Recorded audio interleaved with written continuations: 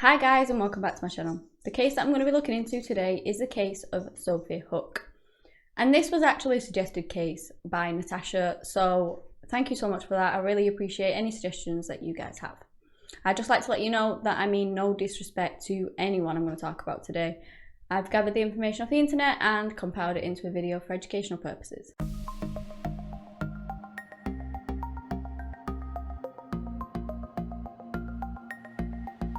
Sophie Louise Hook was born on the 27th of May in 1988. She was born in Cheshire in England and her parents were called Chris and Julie. Sophie was 7-year-old when her family decided to take a trip to her uncle's house. Fiona was Julie's sister along with her husband Danny Jones. Actually invited the family down to celebrate their son Luke's 9th birthday, and they actually lived in Llandudno in North Wales. So obviously the family went down. Sophie along with her cousins were all playing in the back garden. Apparently, by all accounts, they had an inflatable paddling pool. It was a hot sunny day, so the kids, being kids, were obviously stripping down to their underwear and they were in and out of this pool all day. They were having so much fun and just really enjoying themselves. And the kids actually discussed that they wanted to stay in the tent that night. Now, I'm sure many of you have wanted to do that as a child yourself, or many of your kids have wanted to do that, because I did when I was little. It's just something that you find really exciting and you kind of feel a bit grown up staying in the tent on your own or in the back garden or something like that. It's just a bit of fun. So basically they took all the sleeping bags and all the toys that they wanted, and Danny set up this tent for them. He told them that obviously keep the door unlocked. What if one of the kids decided that they didn't want to sleep in there anymore? Or what if one of them needed the toilet?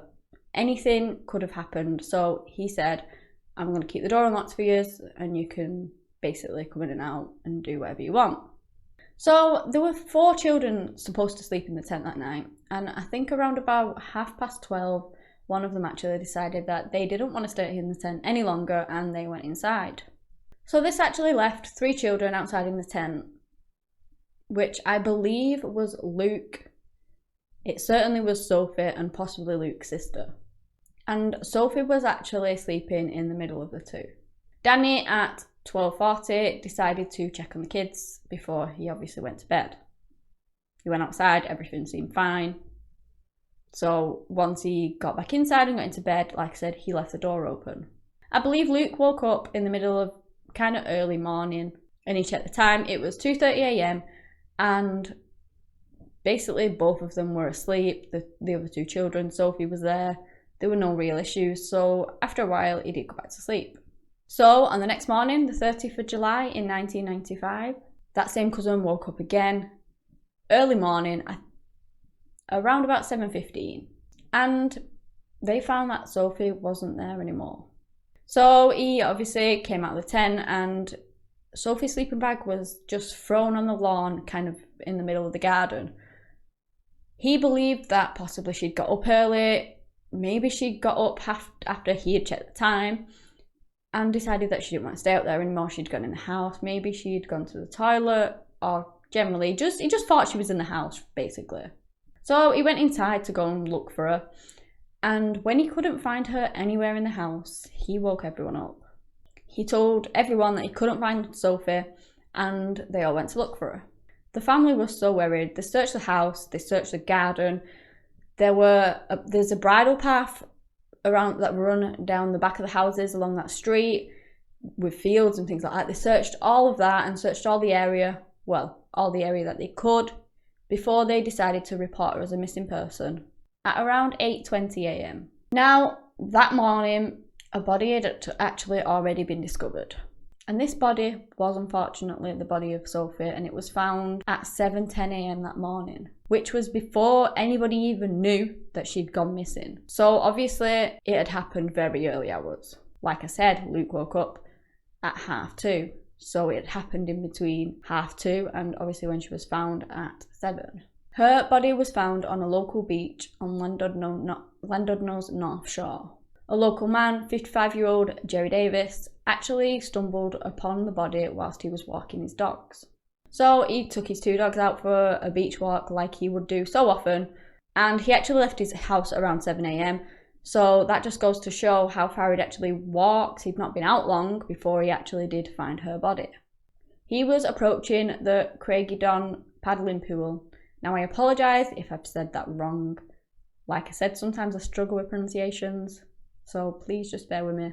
But this paddling pool was basically used for children that really was too small and couldn't really go in the sea yet. So it was quite a handy little thing to have to spend a day on the beach and allow the children to still go in a paddling pool and enjoy the water.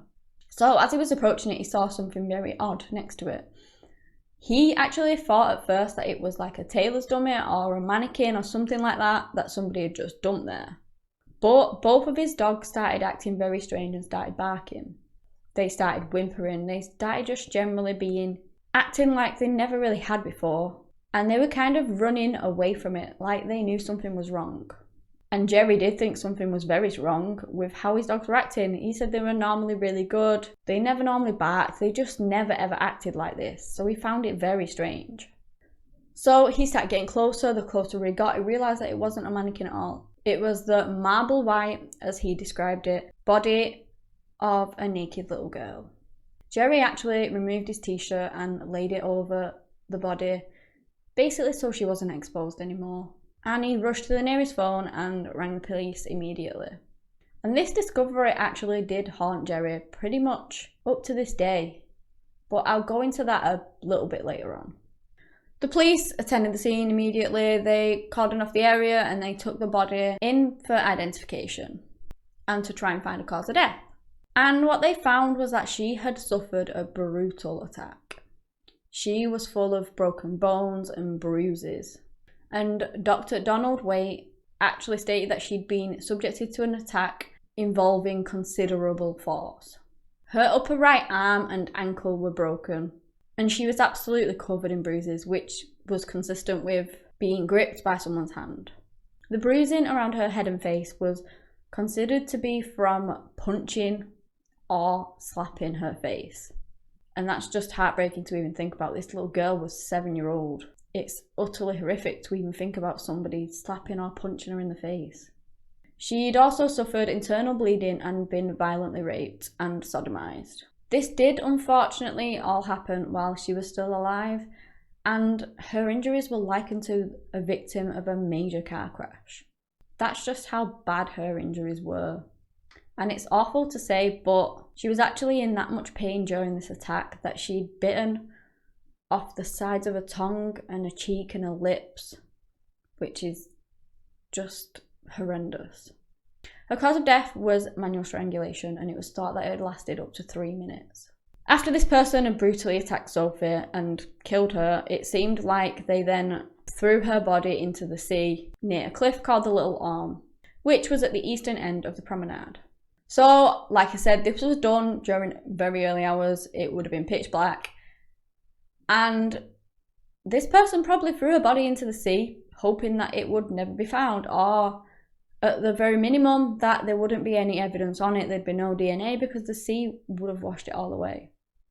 At the time of her going missing, Sophie was wearing a pink and white Winnie the Pooh nightdress, knickers, and a pair of Marks & Spencer socks that were embossed with pink flowers, which weren't ever recovered. The news spread very rapidly and pretty much everyone knew what had happened within an hour. The police had numerous tips and sightings come in from witnesses, and it actually led to the killer kind of being identified and caught the same day. Like I said before, there was a bridle path that ran down the back of one side of the houses in the street, and Danny's house was one of those. It was surrounded by really tall trees. It was a path where people would walk down, they'd take the dogs, they would go on bike rides, horse riding, just generally a place where people would walk past all the time. And this area did, by all accounts, in certain aspects, overlook Danny's garden.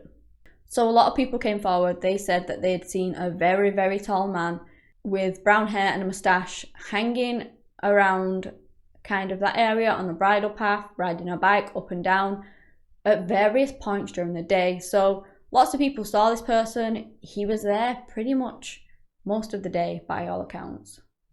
One woman even said that at one point she did see him crouched down in a bush. She asked him what he was doing because she thought it was very odd. And he said that he just dropped his wallet and he was looking for some money that he dropped, something like that. So she carried on walking. So like I said, this area was overlooking the garden and the children were out playing in their underwear. They were in and out of the pool, they were chatting. So it was thought that this man was basically hiding himself in the bushes and was watching them play and listening to them as they chatted, and that he would have overheard their conversations. Again, they discussed sleeping in the tent that night, so he'd overheard it all. He knew that they were going to be in a tent that night with the parents in the house, and that made his crime all the more easier to commit. So I said he was caught that same day. One witness was actually able to come forward and identify him as 30-year-old Howard Hughes. And Howard was a local man. Police went to the house where Howard lived with his mother and they arrested him at 4 p.m. that day. Now Howard, by all accounts, was quite a well-respected man in the town. He was a civil engineer, he was a successful businessman that operated a contracting and quarrying firm. But when you look back into his history, it portrays a very different person. Howard was born in 1965 in Wales. He was the youngest child of 4, and he was born with a genetic disorder that made him grow very quickly. And also, he produced a lot more testosterone than a person would normally have, which can make people more aggressive. Like I said, it makes you grow really quickly. By the age of 11, he was 6 foot tall.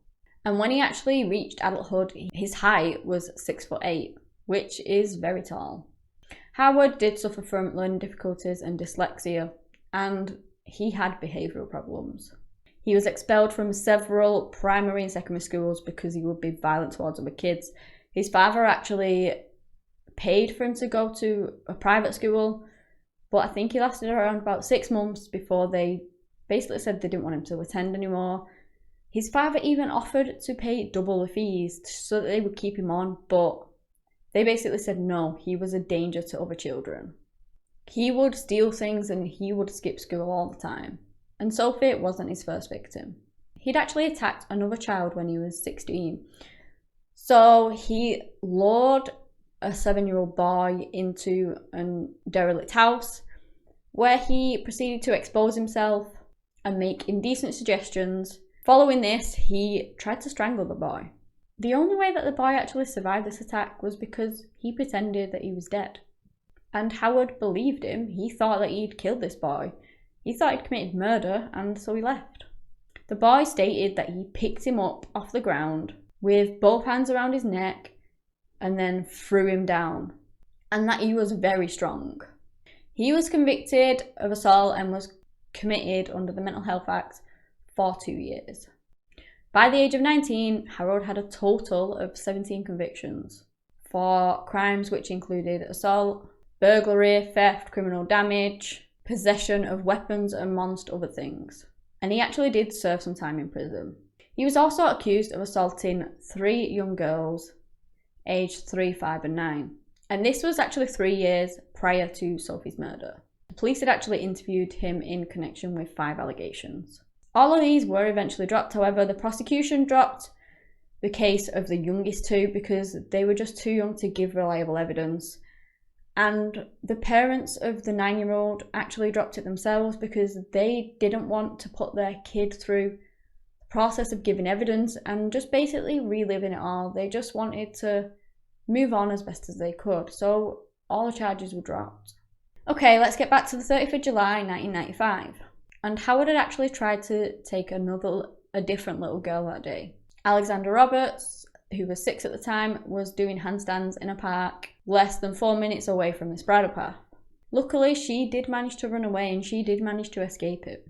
So that night, after all the children were asleep, after all the checks had been done, Howard broke into Danny's back garden. It's actually believed that Howard physically lifted Sophie from a tent in the sleeping bag while she was still asleep, obviously sometime in the early hours. It could have possibly been around 3 to 4 a.m, but we don't know the actual time. He then tossed the sleeping bag away to the side and then stole away with this little girl. The police held Howard for 4 days, trying to find evidence against him, trying to pin him to this crime that he probably committed. Everyone knew that he probably did it, but they've really struggled to try and find evidence against him. Like I said, Sophie's body was dumped in the water. They couldn't get any evidence off her body. They never found her clothes, so there was nothing to really link Howard to Sophie. On the 3rd of August, the Crown Prosecution Services and the police agreed that there wasn't actually enough evidence to charge Howard Hughes with the murder of Sophie Hook, and they let him go at around 3 p.m. When they arrested him, they obviously seized all of his electronics and things like that, and this was actually still being processed when they released him. Now, I do find this a bit odd because they hadn't really searched through all of his things or his house properly before they released him, because they could have actually found some evidence which would enable them to not have to release him, because that is actually what they did. They searched his house and they found indecent images of children. So again, why they didn't do this before, I don't know, but they did actually arrest him again. Within 7 hours, he was charged with the kidnap, rape and murder of Sophie Hook, along with the statement that said the development was on the basis of further information. He was taken into custody while he waited for his trial the next year. His trial began on the 24th of June in 1996 in Chester Crown Court, and as I said before, they didn't really have any evidence against him, physical evidence, but they had tons of witnesses. And they did actually receive vital information from 3 witnesses. The first of which was Howard's own father, Gerald Hughes. He told the jury that his son had actually admitted to murdering Sophie after he was arrested, while being held in custody at the local police station. Now, Howard has always denied the fact that this confession took place.